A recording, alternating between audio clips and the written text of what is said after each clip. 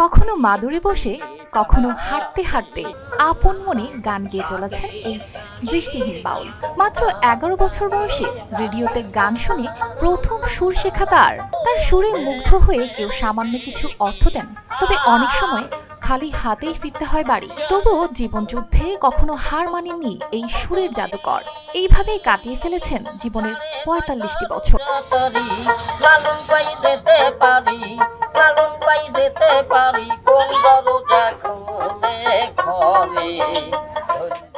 পদ্মার পাড় ধরে ভেসে আসে দোতারার সুর।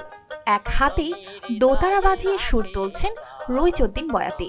চোখে নেই আলো, তবু তার সুর যেন মানুষের মন আলোকিত করে। পাবনার ঈশ্বরদী উপজেলার ফকির মার্কেট এলাকার বাসিন্দা রইচ। মাত্র 2 বছর বয়সে মাথায় টিউমার ধরা পড়ে, কিন্তু অভাবের কারণে তার বাবা উন্নত চিকিৎসা করাতে পারেননি। সময় মতো চিকিৎসা না পাওয়ায় অন্ধ হয়ে যায় তার দুটি চোখ। কিন্তু এই প্রতিবন্ধকতা কখনো থামিয়ে রাখতে পারেনি রইচকে। এখানে ধরেন আমি আজকে 30 বছর এই পাকশি বালুখোলা আমি থাকি কাজ করি। এই লোকটা আমাদের দেশেই বাড়ি, ধরেন লক্ষ্মীকুণ্ডা বাড়ি। তো ধরেন যে কামাই করার মতো কোনো ক্ষমতা নাই, এই গান বাজনা করি, মানুষের যা দেয় 210 টাকা এলি তার জীবিকা বাল বাঁচলি তো সে লোন চলে। কিন্তু এই লোকটার দেখেন, আজ যদি তার চক্ষু থাকতো, কিন্তু তার যে অর্থ সম্পদ থাকতো, তাহলে এই কাজ সে করতো, এটা বড় যায় জাতি পারত।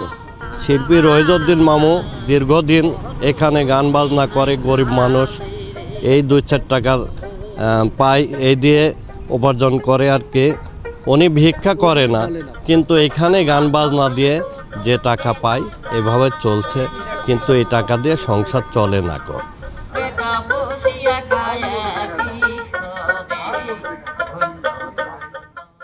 মাত্র 11 বছর বয়সে রেডিওতে গান শুনে গান শেখা শুরু। রাজশাহী বেতারের এক শিল্পীর সহায়তায় তার সঙ্গীতের আনুষ্ঠানিক হাতেখড়ি হয়। এরপর ধীরে ধীরে গান আর দোতারা বাজানোর মাধ্যমে নিজেকে গড়ে তোলেন। রইচুদ্দিন হয়ে ওঠেন রইচুদ্দিন বয়াতি। দীর্ঘদিন যাবত এখানে নৌকা চালাই, তো উনি এখানে আসে প্রতিদিনে, প্রতিদিন এসে এখানে গান বাজনা সে করে। যদি চক্ষু থাকতো তাহলে হয়তো আরো উপরে আরো বড় জায়গায় যেতে পারতো। রইচ সাহেব প্রতিদিনই এখানে গান গায় মোটামুটি ওই 200-250 টাকা। আমরা জিজ্ঞাসা করি যে কত হইলো আজকে, কি সমাচার, 200-250 এরামের কথা বলে আর কি। বর্তমানে পদ্মার পাড়ে হার্ডিঞ্জ ব্রিজের নিচে প্রায় দেখা মিলে তাকে। নিজের লেখা কোনো গান নেই তার, কিন্তু দোতারার সুরে জনপ্রিয় শিল্পীদের গান গেয়ে শ্রোতাদের মন ছুঁয়ে দেন। আমার মতন বোধহয় আর অসহায় হয় না।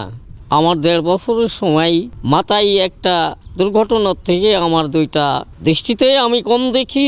বাড়ির একটা অনুষ্ঠানে টুকটাক দাওয়াত পাইতাম, এগুলো বন্ধ হয়ে যায়। এখন আমার চলা অনেক ডিস্টার্ব হচ্ছে এবং চলার মতো খুব কষ্ট ভোগ করি চলতেছে।